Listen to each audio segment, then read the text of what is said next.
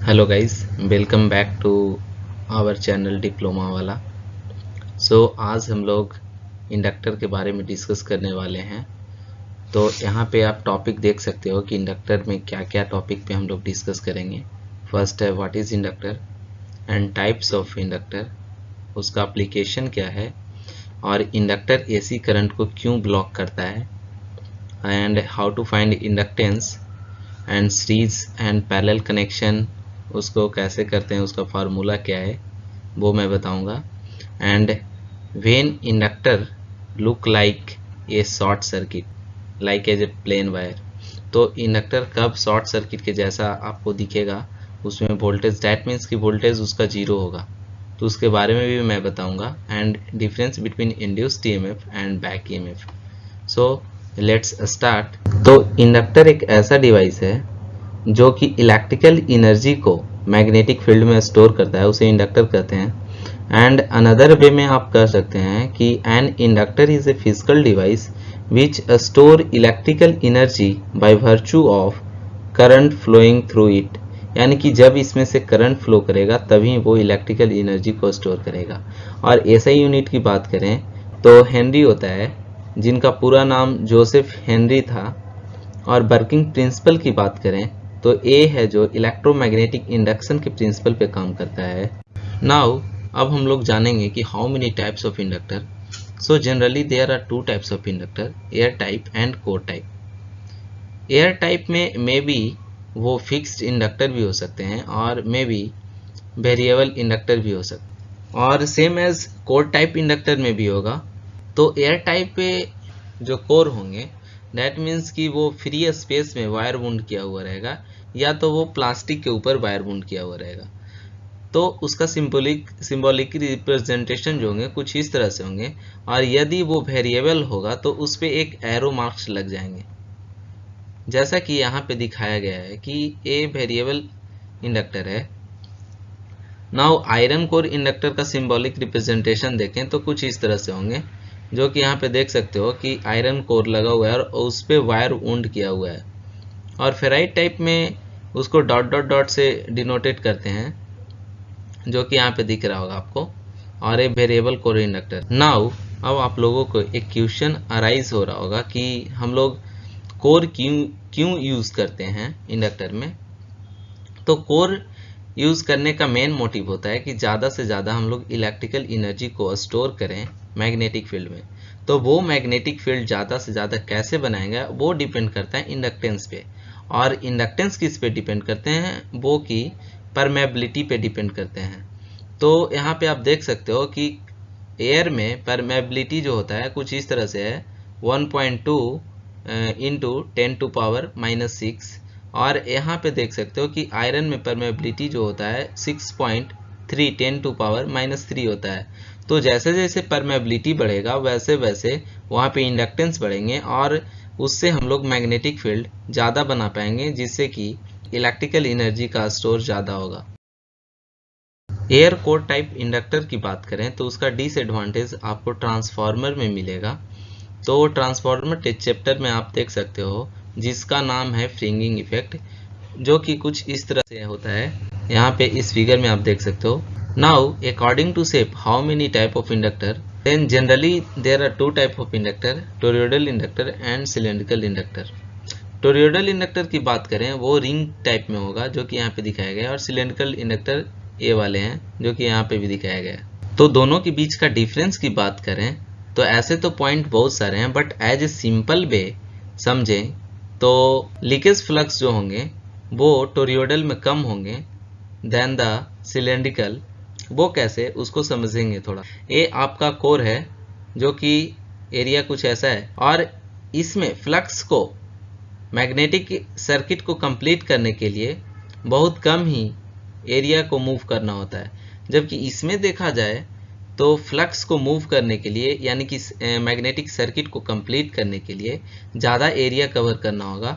Then उस time क्या होगा कि ये जो फ्लक्स है मे बी लॉस भी होगा, क्योंकि ज़्यादा एरिया कवर करना है। तो क्या होगा कि ज़्यादा दूर भेजने से मैग्नेटिक फ्लक्स धीरे धीरे कम हो जाएंगे। तो अब तक जो मैंने एक्सप्लेन किया वो टाइप्स ऑफ इंडक्टर था। अब हम लोग उसकी एप्लीकेशंस के बारे में बात करेंगे और एप्लीकेशंस को वन बाय वन एक्सप्लेन भी मैं करूंगा, तो आप बने रहिए वीडियो के लास्ट तक। तो फर्स्ट पॉइंट है कि inductor is a circuit which oppose the change of current flowing through it. कहने का मतलब है कि एक इंडक्टर है जिससे सर्किट कनेक्ट है, और जैसे ही उस सर्किट में सडनली करंट राइज करेगा तो इंडक्टर उस सडनली राइज करंट को अपोज करेगी, और यह एक इंडक्टर का प्रॉपर्टी ही है। तो इस पॉइंट को हम लोग फार्मूला के थ्रू समझते हैं। According to formula, changing current produce EMF in inductor, और उस ईएमएफ के एम्पलीट्यूड को हम लोग बैक ईएमएफ के नाम से जानते हैं। और ये जो माइनस साइन है वो अकॉर्डिंग टू लेंजेस लॉ के द्वारा डिनोट किया गया है कि वो चेंजिंग करंट को अपोज कर रहा है। अब हम लोग समझते हैं कि कांस्टेंट करंट होगा तो क्या होगा।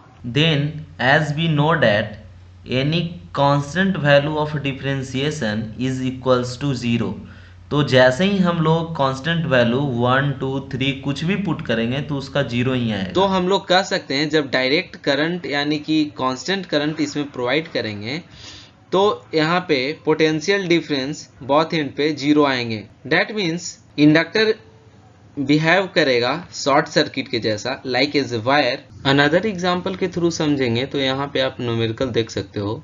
यहाँ पे डीसी करंट 2 एम्पियर है जो कि कांस्टेंट है, तो DI ओनली 2 मैंने पुट किया, और T यहाँ पे चेंज नहीं हो रहे हैं क्योंकि डीसी करंट है। तो यहाँ पे V = 0 आ गए।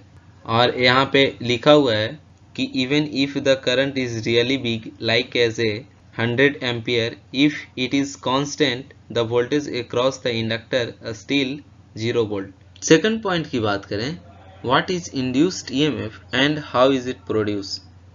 Then according to formula, rate of change of flux with respect to time is called induced EMF, which means magnetic flux need to change again and again, और ये तब तक पॉसिबल नहीं है जब तक कि करंट का मैग्नीट्यूड या डायरेक्शन को चेंज ना करें with respect to time.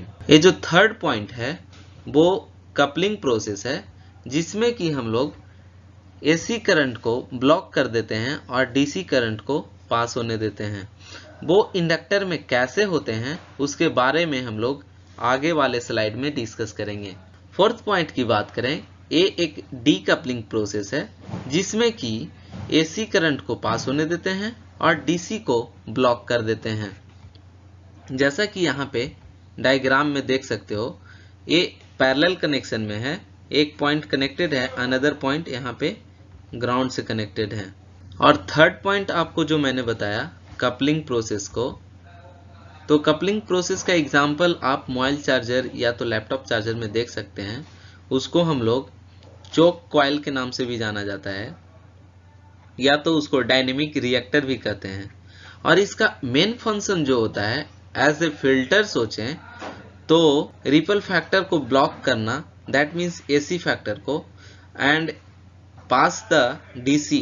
And another point इसके बारे में सोचे तो ए एनर्जी को स्टोर भी करता है। और जब हम किसी कॉइल को सीरीज कनेक्शन में कनेक्ट करते हैं तो उसे हम लोग चोक कॉइल कहते हैं। और चोक कॉइल का पर्पस यहाँ पे ये है कि एसी करंट को ब्लॉक करें, बट हम लोग जानते हैं कि कोई भी इक्विपमेंट 100% नहीं होते, तो कुछ एसी फैक्टर इससे स्कैप हो जाते हैं। डैट मीन्स उसको हम लोग रिपल फैक्टर भी कहते हैं। उसको हम लोग बाईपास करने के लिए कैपेसिटर को पैरेलल कनेक्शन में यूज करके बाईपास कर देते हैं ताकि यहाँ पे प्योर डीसी करंट मिले।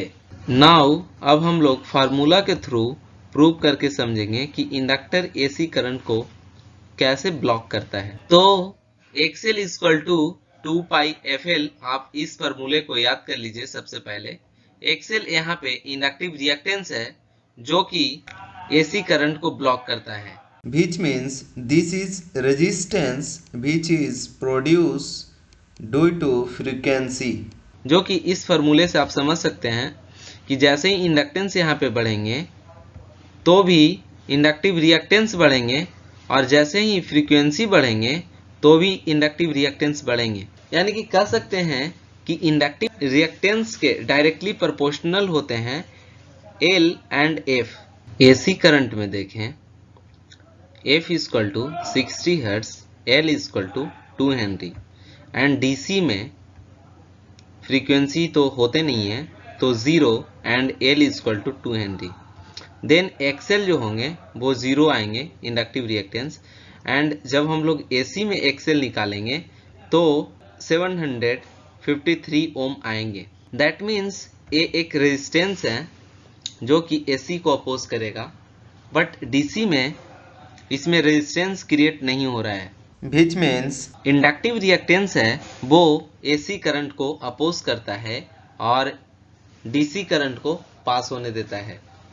अब थोड़ा इस फिगर को हम लोग देख लेते हैं कि फिल्टर में कैसे हम लोग इंडक्टर को यूज करते हैं ताकि AC करंट को ब्लॉक किया जा सके। ये आपका रेक्टिफायर है, ब्रिज रेक्टिफायर। उसके बाद यहाँ पे आप देख सकते हो इंडक्टर है जिसको हम लोग कपलिंग भी आगे मैंने बताया था कि उसको कपलिंग बोलते हैं जब सीरीज में कनेक्ट करते हैं। तो उसके बाद यहाँ पे एक कैपेसिटर कनेक्ट किया गया है जो कि पैरेलल में है, उसको डीकपलिंग हम लोग बोलते हैं।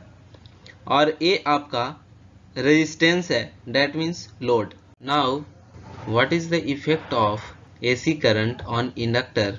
तो इस ग्राफ में आप देख सकते हैं कि वोल्टेज से करंट 90 डिग्री के साथ लैग कर रहा है, और इसको हम लोग प्रूव करने के लिए एक सेपरेट वीडियो बनाना पड़ेगा क्योंकि इसमें थोड़ा डायरेक्टली ग्राफ के थ्रू समझना डिफिकल्ट है। नाउ अब हम लोग समझते हैं how to find out inductance of coil which means property of inductor.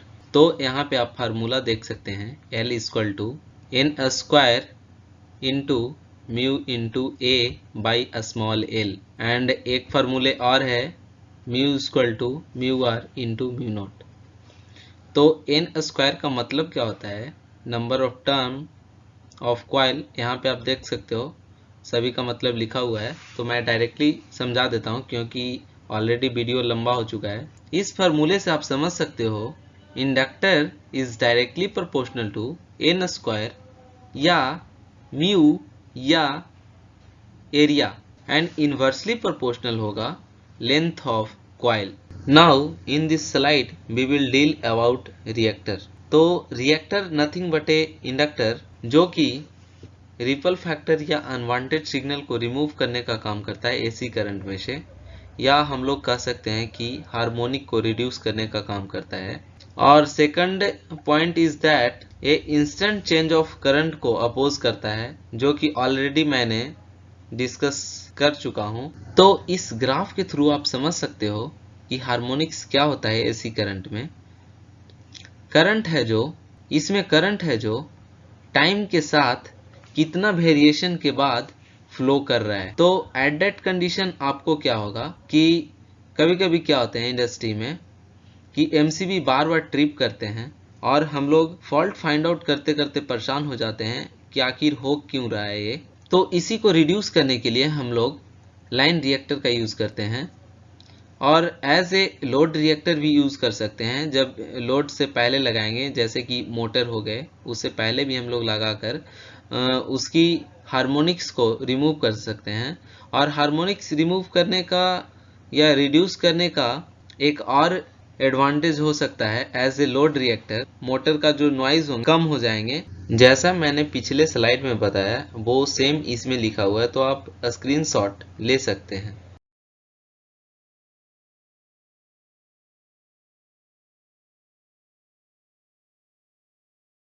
Now अब हम लोग डिसएडवांटेज ऑफ रिएक्टर या we can say drawback of reactor के बारे में डिस्कस कर लेते हैं।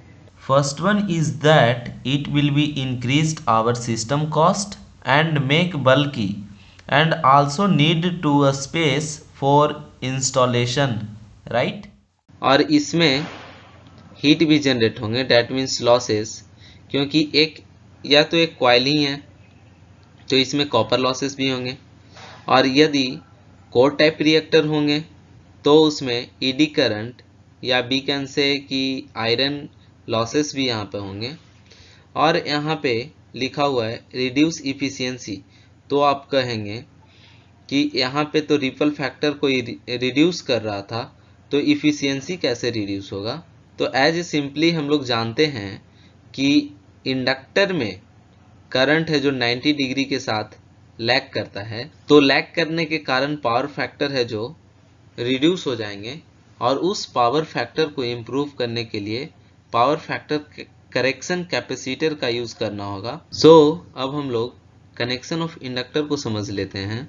तो सीरीज में L equivalent equal to L1 plus L2 होंगे, और पैरेलल में 1/L equivalent equal to 1/L1 plus L2 होंगे। सो थैंक यू फ्रेंड, मिलते हैं नेक्स्ट वीडियो में। और हाँ, प्लीज़ लाइक दिस वीडियो, क्योंकि लाइक करने से आपका तो कुछ नहीं जाता, बट मेरे को एक मोटिवेशन मिलता है, ताकि नेक्स्ट वीडियो मैं पूरे मोटिवेट के साथ बनाऊं और अच्छे से बनाऊं। Bye bye, take care.